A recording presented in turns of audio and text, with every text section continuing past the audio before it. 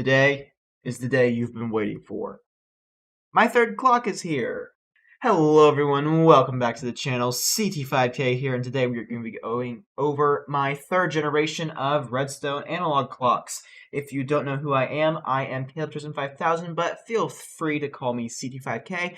I am most well known for creating the world's smallest redstone computer, Trice, and I am one of the most active redstoners who deal with hexadecimal. So if you're interested in this field of redstone, then do make sure to hit that subscribe button so that you don't miss any new videos. Today we are going to be going over the Bolt analog clock, or the BAC for short. This is my third generation of analog clock, and I've got to say, third time's a charm, y'all.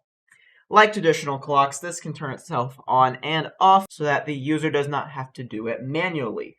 However, unlike the majority of redstone clocks you will see on YouTube, this deals with hexadecimal instead of binary. So binary has 1 and 0, on and off, whereas hexadecimal has 0 and then the numbers 1 through 15. So it allows more data to come from a single line than a binary clock. Why might you use an analog clock over a binary clock? Well, good question. Well, let's say if you have a red coder that you want to use for your program memory.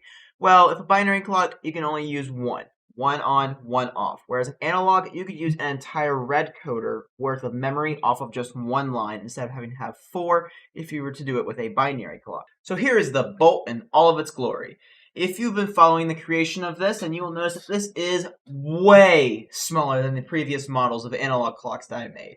This is because I was able to remove some excess and unnecessary materials, allowing it to be smaller and faster than the two original ones. If you don't know what I'm talking about, here's a side-by-side comparison of the three clocks. As you can tell from this video, the third clock, which is on the right, absolutely overruns the other two. This first clock can go from 1 to 15 in about 7.5 seconds.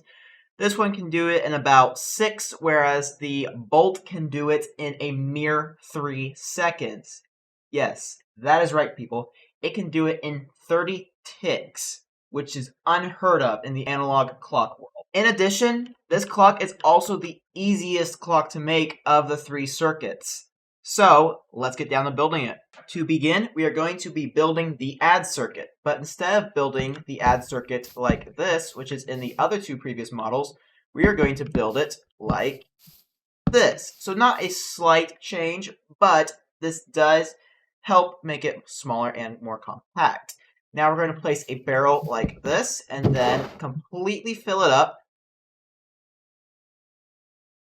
except for one block, which is right here. So we will fill it with everything but this last slot. This allows it to give this comparator the signal strength of 14, which is necessary for the add circuit to work.